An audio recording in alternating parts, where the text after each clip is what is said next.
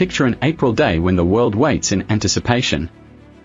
Donald Trump steps up to the podium, but instead of holding a speech, he holds a chalkboard that looks like it was borrowed from a corporate meeting.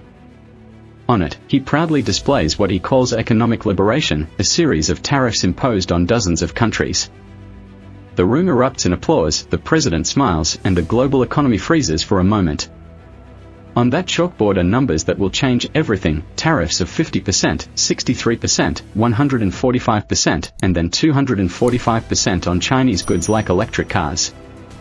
The explanation is simple: reciprocity. But there is no reciprocity there. These tariffs do not mirror the taxes of other countries. They are based on U.S. trade deficits. The American government has decided to punish its partners not for their duties, but for selling more than they buy. It is as if the country that created capitalism has forgotten how trade works. At first glance, it might have seemed like another of Trump's high-profile actions, which everyone had grown accustomed to. But the targets were not just symbolic, they were strategic. Vietnam, a key supplier of electronics, faced the threat of tariffs of 46 to 60%. Even the fictional African country of Lota, which had no economic weight, was on the list. And for added effect, Trump added a deserted island inhabited only by penguins. The world looked on with disbelief and confusion. But behind the theatrics was a real threat, and soon the consequences began to manifest themselves within America itself. Within days, the U.S. government bond market began to wobble. Interest rates soared as investors demanded more income to continue financing the country's debt. It was a signal of mistrust. At the same time, the stock market began to fall. Together, these two factors created a perfect storm. Fear reigned in the White House. Trump, who has come to trust Fox News more than economic reports, was stunned when Jamie Dimon, the head of J.P. Morgan, declared on television, "We are headed for a recession, and maybe worse." The music at the party died down. Behind the scenes, the billionaires who always hang around power, Elon Musk, Tim Cook, Bill Ackman. Their message was clear: cancel this, or the American economy will collapse. Trump, who liked to play the anti-system hero but was not above pleasing the elite, caved in. A few days later, he announced a 90-day pause in tariffs for most countries. But not for China. With Beijing, he decided to go further, doubling down and getting drawn into a trade war he didn't know how to wage. Why? Because this wasn't just an economic standoff, it was an ideological show. The new Cold War required an enemy, and China was the perfect target: rapid growth, industrial might, technology, everything America feared and could no longer control. The plan seemed simple.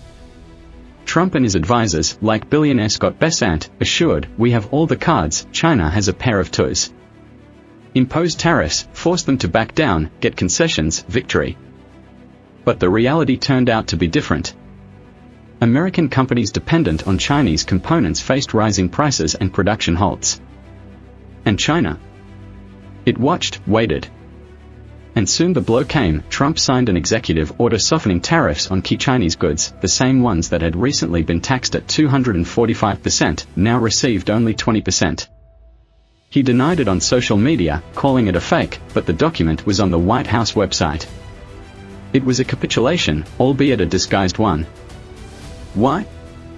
Because without Chinese goods, the United States would not have lasted a week. Mobile phones, computers, chips stop their supply, and banks, hospitals, schools, airports will grind to a halt. Trump knew it, his advisors knew it, the market knew it. Only the public, warmed up by patriotic slogans, remained in the dark. While Trump threatened tariffs and shouted about victories, China laughed. Memes appeared on social networks: Trump on a broken tractor trying to stop Chinese imports, and behind him, a line of American businessmen begging for chips, phones, motors, medical equipment. And it was true. Apple, Intel, Ford, Tesla, they all depended on China and quietly pressured the government, asking for exceptions. Tariffs did not return production to the US, they made everything more expensive. A $1.200 phone now cost $1.500, a computer was assembled from cheap parts, and household appliances went on credit. The idea of reindustrialization turned out to be a mirage. Factories did not grow as if by magic, because 40 years of deindustrialization cannot be undone by one decree. Then China changed tactics. Instead of retaliatory tariffs, he struck strategically. He restricted the export of rare earth metals needed for everything from smartphones to fighter jets, suspended the purchase of Boeing aircraft, a symbol of American pride, and stopped buying up dollars, undermining the U.S. currency market. It was not just a blow to the economy, but a signal to the world, we don't need you anymore. And this signal was noticed in Paris, Berlin, New Delhi. The US built its dominance on the fact that the world depended on its dollar, technology, and companies. But China created an alternative.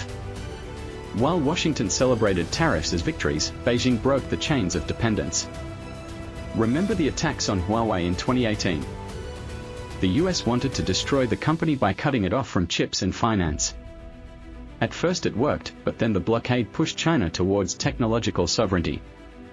The result is the Mate 60 Pro, a smartphone with 7nm chips made in China. And then DeepSeek released an open-source AI model, challenging Silicon Valley. China wasn't just competing, it was changing the rules, making technology available to everyone. Trump promised to bring back jobs, but tariffs didn't open factories, they closed them. In Kansas, a small assembly shop that had been fighting deindustrialization for 20 years collapsed when tariffs raised the cost of Chinese parts by 84%. 140 people lost their jobs.